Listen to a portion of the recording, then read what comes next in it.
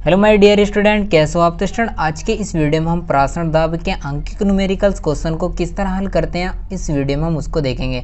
तो सबसे पहले हमें क्या करना है, सवाल को अच्छी तरह से हमें पढ़ना है और समझकर इसको पढ़ना है। तो पढ़ते हैं इसके सवाल को। क्या है, 27 डिग्री सेल्सियस पर 8 ग्राम यूरिया विलयन का प्रासरण दाब ज्ञात कीजिए। तो इसमें जो है ना हमारे दिमाग में आ जाना चाहिए, यानी 8% यूरिया का क्या अर्थ है, यानी 8% यूरिया का अर्थ इसमें हम देखते हैं। यानी लिखते हैं यूरिया के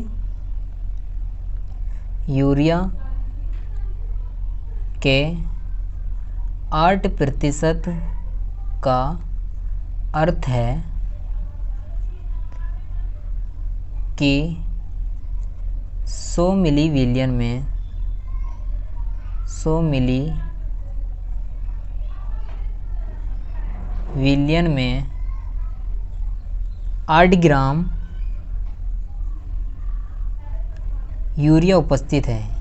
यानी हमारा जो 100 मिली का जो विलियन है उसमें क्या है, 8 ग्राम यूरिया है। ठीक है, यानी 8 ग्राम यूरिया का क्या अर्थ है, हमें 8 ग्राम का यूरिया का अर्थ लिखेंगे। यानी यूरिया के 8 ग्राम का अर्थ है कि 100 मिली विलियन में हमारा जो विलियन है वो कितना है, 100 मिली है। तो उसमें 100 मिली में जो है ना 8 ग्राम क्या है, यूरिया है। तो इसमें हमें जो है ना वी का मान निकल जाता है। हम जो है ना आप सबसे पहले इसके मानों को लिखेंगे, यानी क्या क्या हम इसमें मान दे रखे हैं। तो वी का मान हमें 100 मिली है, यानी टोटल विलियन कितना है, 100 मिली है। तो हम 100 मिली विलियन को यानी लिख लेंगे 100 मिली। इसको हमें लीटर में बदलना है तो v बराबर हम क्या करेंगे, 1000 से इसे भाग दे, 1000 से हम इसको भाग दे देंगे तो हमारा ये लीटर में बदल जाएगा। तो 2 0 से 2 काट देंगे और बराबर में क्या लिखेंगे, 1/10 लीटर। ठीक है, इसे हमने लीटर में बदल दिया है। तो इसके बाद हमें क्या करना है, उसमें फिर हमें जो है ना 8 ग्राम क्या दे रखा है, यूरिया दे रखा है। यानी W का मान कितना है, 8 ग्राम। ठीक है तो फिर और हमें जो है ना टी का मान दे रखा है, यानी 27 डिग्री, यानी 27 डिग्री सेल्सियस, यानी टी का दे रखा है। यानी परमताप कितनी है, टी बराबर है हमारा 27 सेल्सियस। इसको हमें जो है ना केल्विन में बदलना है। यानी केल्विन में बदलेंगे तो इसे हम 273 से हम इसको प्लस कर देंगे। यानी 273 से प्लस करेंगे तो जुड़ के कितना बैठेगा, यानी ये बैठ जाएगा 300। ठीक है, ये हो गया हमारा केल्विन में। अब हमें जो है ना इसी तरह सभी मान जो है ना उतार लेना है और इसमें जो है ना एस का मान और लिखा जाता है। यानी गैस नियतांक कितना होता है, गैस नियतांक का मान होता है 0.821। ठीक है, इतने इस तरह से हम सारे मान को लिखने के बाद इसका सूत्र लिखेंगे। यानी सूत्र क्या होता है, यानी पाई वी बराबर NST।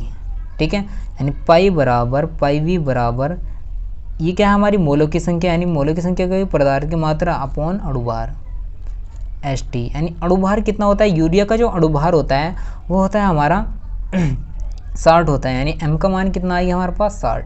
ठीक है, इस तरह से हम जो है ना इसके सारे मान लिखने के बाद इसका सूत्र लिखेंगे और सूत्र लिखने के बाद हम इसके जो है ना सूत्र में इसके मान को रख देंगे। इसके मान को रखो, यानी पाई V का मान कितना दे रखा, 1/10 बराबर W का मान कितना है, 8 ग्राम है, और M का मान यानी अणुभार कितना है, 60 है,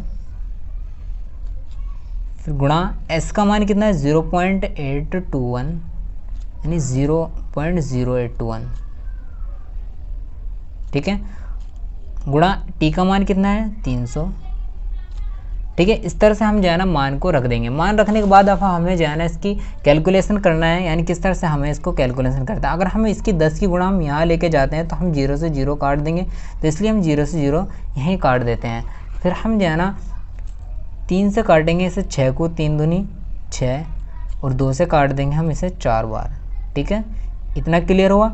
और इसके जो हम बाद में मान रख देंगे, जो मान हमें बचे उसके बाद हम इसके मान को रख देंगे। यानी ऊपर क्या बचा, 4 बचा यहाँ से और यहाँ से कुछ नहीं, तो गुणा 0.0821 गुणा 100। ठीक है, इतना क्लियर हुआ। अब हम क्या करेंगे इसमें, यानी पाई बराबर, अब जो हमें 4 गुणा, यानी ये जो पॉइंट है, हमें पॉइंट कितने, 2 0 है, दो संख्या गिन के हम पॉइंट कहाँ लगा देंगे, यहाँ लगा देंगे तो हमारे 2 0 खत्म हो जाएंगे। तो क्या कितना हो जाएगा, यानी 8.21 हो जाएगा। तो पाई बराबर अब हमें क्या करनी है, यानी गुणा करनी है। यानी 4 किससे गुणा करेंगे, 4 का ना 4, 4 दूनी 8 और 8 चौक 32। पॉइंट कितनी संख्या के बाद है, 2 संख्या के बाद, तो 2 संख्या के बाद लगा देंगे। तो इस तरह से हम जो है ना प्रासरण दाब को निकाल देंगे। वायुमंडलीय इसका हम लिख देंगे। ठीक है स्टूडेंट, इस तरह से हम जो है ना प्रासरण दाब को निकाल देंगे। यानी सबसे पहले हमें क्या करना है, सवाल को अच्छी तरह से पढ़ना है। यानी सवाल को अच्छी तरह से पढ़ के फिर हमें जो है ना अगर प्रतिशत में अगर कोई संख्या दे रखी है तो हमें लिखेंगे उस प्रतिशत का यूरिया की जगह ग्लूकोज हो सकता है, कुछ भी पदार्थ हो सकता है। तो हम क्या लिखेंगे, यूरिया के 8 ग्राम, यानी यूरिया का 8% का अर्थ है कि 100 मिली विलियन में 8 ग्राम यूरिया उपस्थित है। यानी 100 मिली टोटल विलियन है तो उसमें क्या है 8 ग्राम यूरिया है। तो इस तरह से हमें जो है ना वी का मान मिल जाता है। तो वी बराबर हम लिख देंगे 100 मिली में, और वी का मान जो है ना हमें लीटर में बदल देंगे। तो 1000 से भाग कर देंगे तो इस तरह से हम लीटर में बदल देंगे। तो इसी तरह हम डब्ल्यू का मान मिल जाता है, यानी पदार्थ की मात्रा मिल जाती है 8 ग्राम। टी का मान इसमें दे रखा है, उसे केल्विन में बदल देंगे। एस का मान जो है हमारे यहाँ नियतांक होता है, इस तरह से हम एस का मान रख देंगे। तो पाई वी बराबर NST हम रख देंगे। इसी तरह जो है हम इसके टोटल मान को लिखने के बाद हम इसके सूत्र को लिखेंगे। सूत्र रखने के बाद हम इसके मान को रख देंगे। मान रखने के बाद इसको कैलकुलेशन करना है और इसके जो है ना कैलकुलेशन करके इसका आंसर ला देंगे। तो जल्दी से आप जो है ना इसका स्क्रीनशॉट ले लें। फिर हम जो है ना अगले न्यूमेरिकल्स की ओर बढ़ते हैं, यानी अगले न्यूमेरिकल्स भी पढ़ते हैं। इसका अगला न्यूमेरिकल्स क्या है।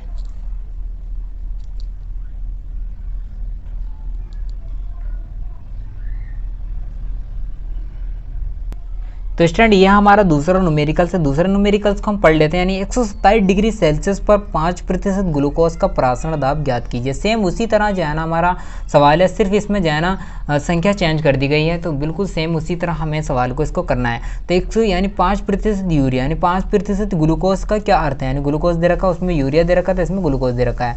तो 5% हमें जो है ना ग्लूकोज का अर्थ लिखेंगे। यानी ग्लूकोज का क्या अर्थ होता है, यानी 5% ग्लूकोज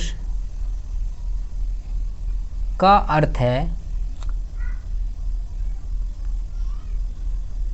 कि 100 मिली विलियन में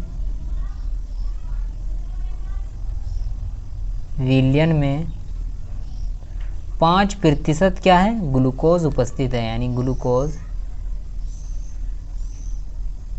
ग्लूकोज है। ठीक है, इतना क्लियर हुआ। यानी 5% ग्लूकोज का अर्थ है कि 100 मिली विलियन में 5 ग्राम जो है ना ग्राम ग्लूकोज उपस्थित है। ठीक है, इसमें हमें जो है ना वी का मान मिल जाता है। यानी वी बराबर कितना हो जाता है 100 मिली। इसे हम लीटर में बदल लेंगे, यानी 1/1000 से भाग कर देंगे। 2 जीरो से 2 जीरो काटेंगे, बराबर क्या आ जाएगा 1/10 लीटर। ठीक है, और इसी तरह जो है ना हमें 5% दे रखा था, यानी डब्ल्यू का मान आ जाएगा, यानी 5 ग्राम। ठीक है, और इसमें टी का मान देखते हैं। टी का मान कितना दे रखा है 127 डिग्री सेल्सियस, यानी टी बराबर 127 डिग्री सेल्सियस बराबर 1। इसमें हम 273 से जोड़ के केल्विन में उसको बदल देंगे।